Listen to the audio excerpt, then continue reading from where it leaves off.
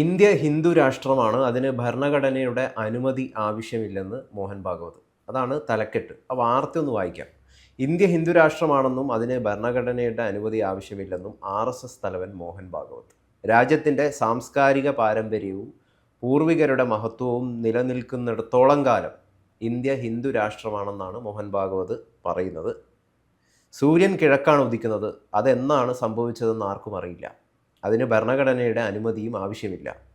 ഹിന്ദുസ്ഥാൻ ഹിന്ദു രാഷ്ട്രമാണ്. ഇന്ത്യയെ മാതൃരാജ്യമായി കരുതുന്നവർ നമ്മുടെ സംസ്കാരത്തെ വിലമതിക്കുന്നു. ഇന്ത്യൻ പൂർവികരുടെ മഹത്വത്തിൽ വിശ്വസിക്കുകയും വിലമതിക്കുകയും ചെയ്യുന്ന ഒരാൾ ഹിന്ദുസ്ഥാനിൽ ജീവിച്ചിരിക്കുന്നിടത്തോളം കാലം ഇന്ത്യ ഒരു ഹിന്ദു രാഷ്ട്രമാണ് എന്ന് യോഗി ആദിത്യനാഥും പറയുന്നു. എന്താണ് അങ്ങേക്ക് ഇതിൽ പറയാനുള്ളത്? അതൊരു തർക്കവിഷയമാക്കേണ്ട കാര്യമല്ല. എല്ലാ മതങ്ങളുടെയും എക്സിസ്റ്റൻസ്, മതം അല്ലെങ്കിൽ മതപരമായ രാഷ്ട്രം എന്നുള്ള എക്സിസ്റ്റൻസ് ഒരു ഭൂമിശാസ്ത്രപരമായ അതിരുകൾക്കുള്ളിലാണ് എല്ലാ മതങ്ങളും ഒതുങ്ങി നിൽക്കുന്നത്. ആ അതിരുകൾക്ക് വ്യാപ്തി ഉണ്ടാവും. ഇപ്പോൾ ഉദാഹരണത്തിന് യൂറോപ്പിലെ ക്രിസ്ത്യൻ രാജ്യങ്ങളുണ്ട്. യൂറോപ്പ് മുഴുവൻ ക്രിസ്ത്യൻ രാജ്യങ്ങളാണ്. ഇവർ പല രാജ്യങ്ങളായിട്ട് നിലനിൽക്കുന്നത് എന്തിനാ? പക്ഷേ അവിടെ ആ സമൂഹത്തിൽ ജനിച്ചു വളരുന്നവർ മിക്കവാറും എല്ലാവരും തന്നെ ആരായിരിക്കും? ക്രിസ്ത്യൻസ് ആയിരിക്കും. അതുപോലെ ഇന്ത്യയിൽ അങ്ങനെ ഇവിടെ ജനിച്ചു വളർന്നു മുഗൾ ഭരണം ഉണ്ടായിരുന്ന കാലത്ത് കുറേ മുസ്ലിംസ് ഇവിടെ സെറ്റിൽ ചെയ്തു. ഒരു ബ്രിട്ടീഷുകാരോട് പുറത്തേക്ക് പോയത് ഇവിടെ സെറ്റിൽ ചെയ്തു. ഇവിടെ അവരാരായി? ഇന്ത്യൻ പൗരന്മാരായി. ഇന്ത്യയിലെ സ്വത്തവകാശ നിയമം, ഇന്ത്യയിലെ ഭൂമി മേടിക്കുക, ഇന്ത്യയിലെ കച്ചവടം ചെയ്യുക, ഇതെല്ലാം അവർ ചെയ്യുന്നത്. ഇവിടുത്തെ പോലെ ആർഭാടം എടുത്തു കഴിഞ്ഞാൽ മോഹൻ ഭാഗവതറിന് പ്രധാനപ്പെട്ട കാരണമുണ്ട്, ഉത്സവങ്ങൾ. ഈ ഉത്സവങ്ങൾ, ആനയെഴുന്നള്ളിപ്പ്, ഇങ്ങനെയുള്ള ചെണ്ട മേളം, ഇത്തരം ഉത്സവങ്ങൾ യൂറോപ്പിൽ കാണിയില്ല. വളരെ ചുരുക്കേ കാണുള്ളൂ. മതപരമായി ഇത്തരം കാണിയില്ല. പിന്നെയുള്ള പ്രത്യേകത, ഈ സംസ്കാരത്തിൻ്റെ ഒരു ഏറ്റവും വലിയ പ്രത്യേകത, എല്ലാറ്റിനെയും ആരാധിക്കുക. പ്രകൃതിയിലുള്ള എന്തിന്, ചെടിയാണ്, തുളസിയാണേലും ഗോളാണേലും അങ്ങനെ, മൃഗങ്ങളാണെങ്കിൽ അങ്ങനെ, എലിയാണേലും പൂച്ചയാണേലും എല്ലാം ദൈവികമായിട്ട് കാണാം. കാരണം പ്രകൃതിയിലുള്ള എന്തിൻ്റെയും ഊർജം അല്ലെങ്കിൽ അതിൻ്റെ ആത്മാവ് എല്ലാ ജീവജാലങ്ങളിലുമുണ്ട്.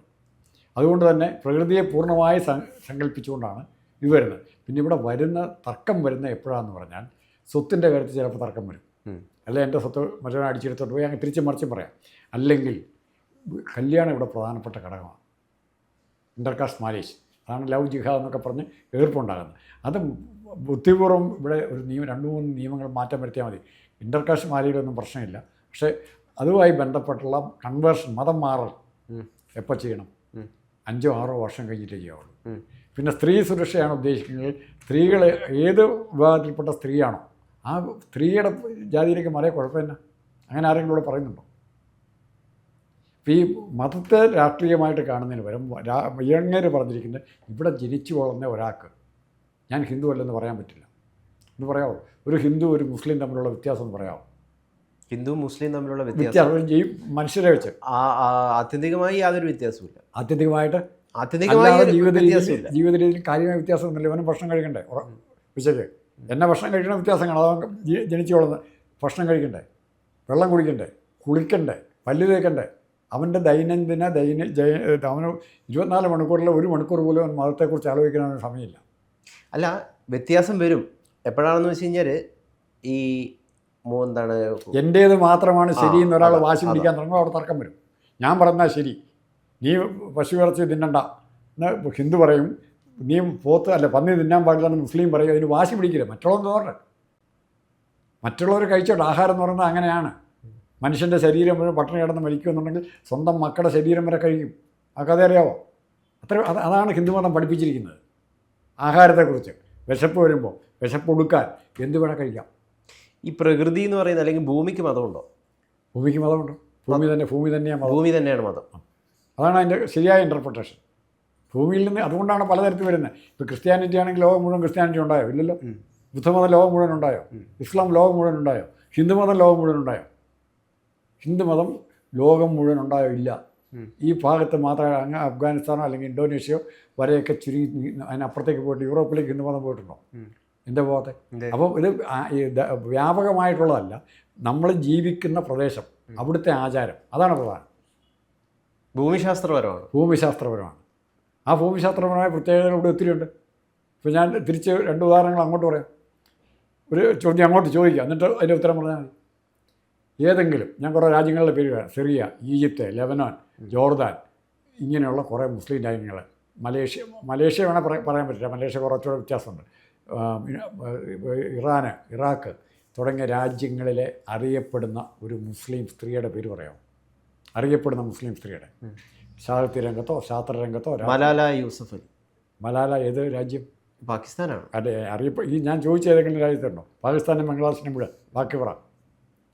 ബാക്കിലെ കുവൈറ്റ് ഒക്കെ ഉണ്ടല്ലോ, ഒത്തിരി ഉണ്ടല്ലോ.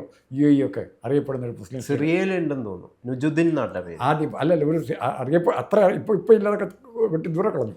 അല്ല, ഒരു പുസ്തകമുണ്ട്, എനിക്ക് ആ പുസ്തകത്തിന് കറക്റ്റായിട്ട് പേര് ഓർമ്മയില്ല.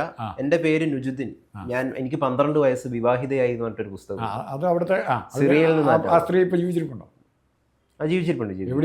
എവിടെയാണെന്ന് അറിയില്ല, അതുകൂടെ അറിയണം. ഇപ്പം മറ്റേ മലാല യൂസഫ് ലണ്ടനിൽ പോയി നോബൽ സമ്മാനം ഐക്യരാഷ്ട്രസഭയെ പ്രസംഗിക്കുകയും ചെയ്തില്ല. പാകിസ്ഥാനിലല്ല അവർ ജീവിച്ചിരിക്കുന്നത്. പക്ഷെ മറിച്ച് മുസ്ലിങ്ങൾ എല്ലാ രംഗത്തും ഉണ്ടായിരുന്ന 2 രാജ്യങ്ങളുണ്ട്. ഏതാ? പാകിസ്ഥാനും ബംഗ്ലാദേശും. പ്രധാനമന്ത്രി വരെയായി ഇല്ലേ? കാളിദാസിയെയും ബനാസിർ ഭൂട്ടയൊക്കെ അവിടുത്തെ വലിയ ഏറ്റവും പ്രധാനപ്പെട്ട നേതാക്കളായി. അതെന്തുകൊണ്ട് അവിടെ ആ 2 രാജ്യങ്ങളിൽ മാത്രം അങ്ങനെ വന്നേ? Pakistan and Bangladesh was A part of this sub continent. അതായത് ഇന്ത്യ ഉൾപ്പെടുന്ന സബ് കോണ്ടിനെൻ്റ് ഭാഗമാണ്. ഇവിടുത്തെ ഡൊമിനൻ്റ് കൾച്ചറിൻ്റെ സ്വാധീനം ആർക്കുണ്ടായി? അവർക്കുണ്ടായി. അവിടെയാണ് ആ വ്യത്യാസം വന്നിരിക്കുന്നത്. അതാണ് ഞാൻ പറഞ്ഞത്, റീജിയണലായിട്ട് പ്രാദേശികമായി ഡെവലപ്പ് ചെയ്ത് വരുന്ന സംസ്കാരത്തെ നമുക്ക് നിഷേധിക്കാൻ പറ്റില്ല. ഇപ്പോൾ താങ്കൾ മലബാർ ഏരിയ കണ്ണൂരിൽ നിന്നാണ് വരുന്നത്. വിഷുവിനൊക്കെ ഇറച്ചി വയ്ക്കില്ലേ? ഓണം വിഷുവിനൊക്കെ ഇറച്ചി വയ്ക്കുന്നതിന് ഒരു കുഴപ്പമില്ല, ഒരു വലിയ അതിൽ കുഴപ്പമില്ല, കഴിക്കാറുണ്ട്. അപ്പോൾ തിരുവിതാംകൂർ ഭാഗത്തേക്ക് വന്നാൽ അതില്ല. രണ്ടുപേരും ഹിന്ദുക്കളാണ്, അമ്പലത്തിൽ പോകുന്നവരാണ്, തൊഴുന്നവരാണ്, വഴിപാട് കഴിക്കുന്നവരാണ്. എന്തേ അങ്ങനെ? ഈ ജാതി സമ്പ്രദായം ഹിന്ദുത്വയുടെ ഹാൾമാർക്ക് അല്ലെന്നും അദ്ദേഹം പറയുന്നു, ആര്? മോഹൻ ഭാഗവത്. അത് ഞാൻ അതിനോട് അംഗീകരിക്കില്ല. അത് ജാതി എന്ന് പറഞ്ഞാൽ എന്താണെന്നുള്ളതിനെക്കുറിച്ച് നമ്മൾ ശരിക്കും മനസ്സിലാക്കി കഴിഞ്ഞാൽ അതിലൊരു തർക്കവും തോന്നിയില്ല. ജാതിയെ നമുക്ക് വേണ്ട വിധം ഉപയോഗപ്പെടുത്താൻ പറ്റിയിട്ടില്ല. അത് നമുക്ക് വേറെ ടോപ്പിക്കായിട്ട് ചർച്ച ചെയ്യേണ്ട, സംസാരിക്കേണ്ട വിഷയമാണ്. ജാതി ആസ് ഇറ്റ് ഈസ്. ഒരാളെ ഈഴവനായിട്ട് പറയുന്നില്ല, ഹരിജനായിട്ട് പറയുന്നില്ല, എന്താ അയാളൊരു തൊഴിൽ ചെയ്യുന്നു, ആ തൊഴിലിന് മാന്യത കൊടുക്കുക. ഇപ്പോൾ ഇവിടുത്തെ ജാതി സംഘടനകൾ ഡിമാൻഡ് ചെയ്യേണ്ടിയിരുന്നത്, ചെറുതായിട്ടെന്ന് പറയാം, ചെയ്യേണ്ടിയിരുന്നത് ഇപ്പോൾ കൊല്ലൻ അല്ലെങ്കിൽ ബ്ലാക്ക് സ്മിത്ത് ഇവർ പറയുക ഒരു മെക്കാനിക്കൽ എഞ്ചിനീയറിങ്ങിൻ്റെ കോളേജ് ഇവർക്ക് വേണ്ടി തുടങ്ങണം, ഇവരുടെ അഡ്മിഷൻ ഇവർക്ക് പ്രിയോറിറ്റി കൊടുക്കണം. ഏറ്റവും ബെസ്റ്റ് മെക്കാനിക്കാണ് അവർ ഇല്ലേ? നമ്മൾ പഴയ അംബാസഡർക്കാരൻ്റെ ഗിയർ ബോക്സൊക്കെ മാറുന്ന 8ാം ക്ലാസ് പഠിച്ച പിള്ളേരുണ്ട്, വർക്ക്ഷോപ്പിൽ പറയും ട്രെയിനി ആയിട്ട് നിന്നിട്ട്. കണ്ടിട്ടുണ്ടോ? ഏത് പൂട്ടുകയും തുറക്കുകയും ചെയ്യുന്നവരുണ്ട്. കണ്ടിട്ടുണ്ടോ? മേശ പണിതിട്ട് അതിൻ്റെ ഡ്രോ എത്രയുണ്ടെന്ന് അറിയാൻ മേലാത്തവരുണ്ട്. അതെല്ലാം ഓരോ ജാതിയാണ്. ഈ ജാതിക്ക് അവരുടെ കഴിവ് ഉപയോഗിക്കാനുള്ള അവസരം ഇവിടെ ഇല്ലാതെ അവനെ അങ്ങോട്ട് അടിച്ചടിച്ച് മാറ്റി. എല്ലാ സമൂഹം മൊത്തം അത് ബ്രിട്ടീഷ് വിദ്യാഭ്യാസത്തിൻ്റെ ആ പാരമ്പര്യം വന്ന് ക്ലർക്ക് ഇംഗ്ലീഷ് പഠിക്കുക, ടൈപ്പ് ചെയ്യുക, എഴുതുക എന്നുള്ള രീതിയിലേക്ക് വന്നു. അപ്പം അവൻ്റെ സ്കിൽഡ് ലേബർ എന്ന് പറഞ്ഞാൽ ഏറ്റവും കൂടുതൽ ഉണ്ടായിരുന്നു ഇന്ത്യയിലാണ്. ഇപ്പം നമ്മളത് പ്രോത്സാഹിപ്പിക്കാൻ നടക്കുക അല്ലേ? ഇതിവിടെ ഉണ്ടായിരുന്നു, ഓരോ മുക്കിലും മൂലയിലും ഉണ്ടായിരുന്നു. എന്നിട്ടാണ് അതിനെ നശിപ്പിച്ചത്. അപ്പോൾ മോഹൻ ഭഗവത് പറഞ്ഞതിൻ്റെ ഈ മഹത്വം ശരിയാണ്, റീജിയണലായിട്ടുള്ള ശരിയാണ്. പക്ഷേ ആരോടും അതിൻ്റെ ഒരു പക കാണിക്കേണ്ട ആവശ്യമില്ല. എത്രയും ലോകത്തെ മുഴുവൻ എടുത്തിട്ട് ഇപ്പോഴും 80% ഇവിടെ ഹിന്ദുക്കളല്ലേ? ആരെങ്കിലും മതം മാറ്റാൻ നടക്കുന്നുണ്ടോ? ഏതെങ്കിലും രാജ്യത്ത് മതം മാറ്റാൻ വേണ്ടി യുദ്ധം ചെയ്യാൻ പോയിട്ടുണ്ടോ? ഇസ്ലാമും ക്രിസ്ത്യാനിറ്റി ആയിട്ടുണ്ടായി. ഏത് രാജ്യത്തേക്കായി നമ്മുടെ രാജാക്കന്മാർ പോയിരുന്നത്? മതപ്രചാരണത്തിന് ആയുധമെടുത്ത് പോയിരുന്നത്? എങ്ങും പോയിട്ടില്ല. പക്ഷേ നമ്മുടെ രാജാക്കന്മാർ മതത്തിൻ്റെ കൺസെപ്റ്റാണ് നമുക്കുള്ളത്. ദൈവവുമായിട്ട് ബന്ധപ്പെട്ട കൺസെപ്റ്റുകളുള്ളൂ, ഓർഗനൈസേഷനല്ല. ഓർഗനൈസേഷൻ വരെ ഒന്നോ രണ്ടോ ആരെങ്കിലും വന്ന് എന്തെങ്കിലും പറയും, മഹർഷിമാരൊക്കെ പറയുന്നുള്ളൂ. അത് ഓർഗനൈസേഷൻ ആകാൻ നോക്കുമ്പോൾ അതിൻ്റെ വ്യത്യാസം ഉണ്ടാവും.